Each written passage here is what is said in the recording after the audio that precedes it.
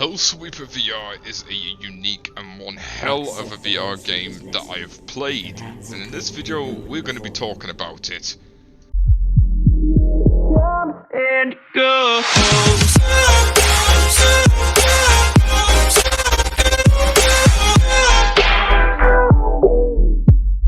So Hellsweeper VR based you as a human going into the underworlds in the midst of hell, where you become a Hellsweeper, fighting off the demons and the ghouls of the underdepths of the underworlds, and pretty much keeping everything in balance from earth, heaven, and hell.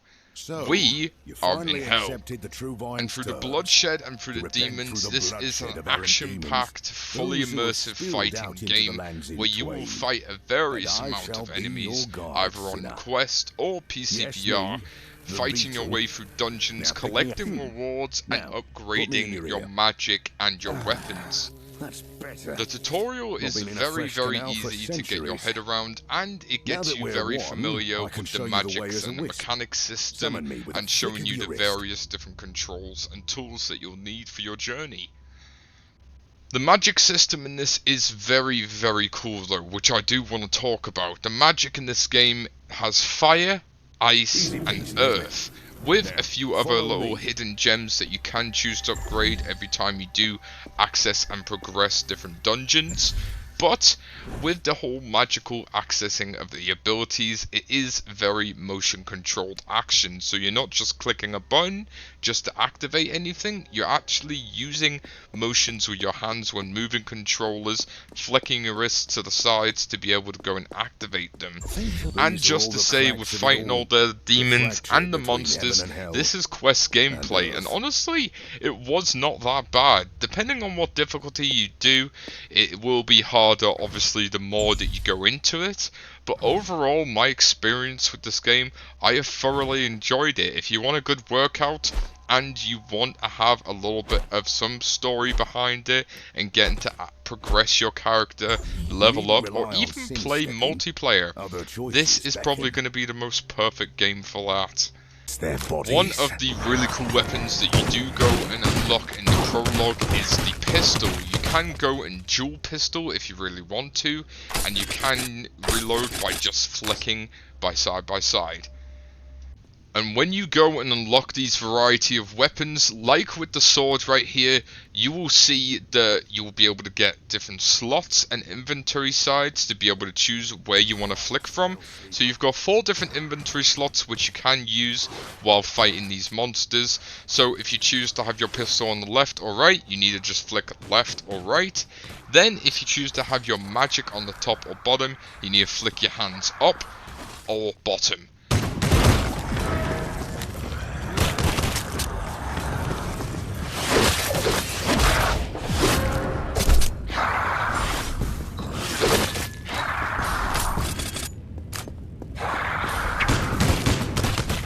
That was one for the books. Now, a really cool detail which I want to show you here are totems. Now, you will get certain points where you'll go to these special rooms. These special rooms, you need to go and destroy some of these totems and collect tokens and keys out of.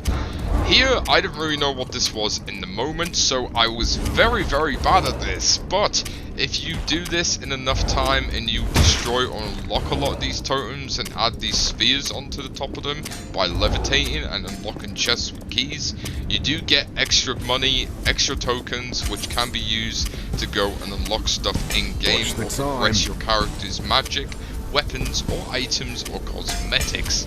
If you do see these rooms and you haven't played the game yet, do not make the same mistake I did. Now, once you've played a bit and you've gone through the prologue, this is the main area, which you'll be able to come back to anytime, look at patch notes, and have practice or do a little bit of training. So if you want to go and edit your avatar, you can go and edit it right here. You can go and see what he looks like, and honestly, it's really impressive. For the Quest 3, this is really sick. I'm really chuffed with this. And then you go over here to this area and you will see there are some instructions for reverse grip on weapons.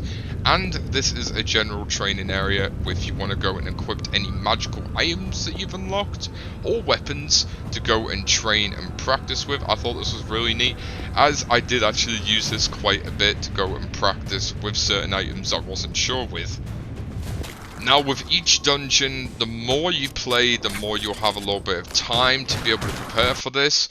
But I think I was playing this on normal mode, but as you can see, you need to be able to handle yourself and have some practice with this. You could use your pistol for most of the round if you wanted to and just levitate it like I did, but you gotta have some creativity with it. You will have a lot running at you, attacking you at once, so you need to decide what you're gonna go for first. Personally, I decided to go for the winged demons, as they were very, very menacing, but you can't really rely on just one weapon for the entire thing, as I've found. You need to be able to get used to using multiple weapons, pistols, swords, even magic if it comes down to it, to be able to go and do this. As you can see, as my first go with this, I did panic quite a bit, so I was running around to try and get them spread out to go and kill them a little bit more easier.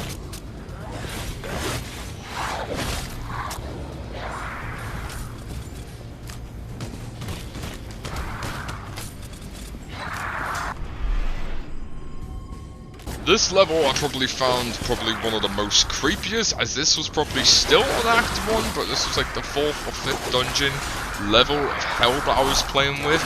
You did have a lot of these demon bats, but as you will see, you do get down coming these creepy doll figures, which if you do combo right with the sword, you can go and kick up into the air and slice devils several times.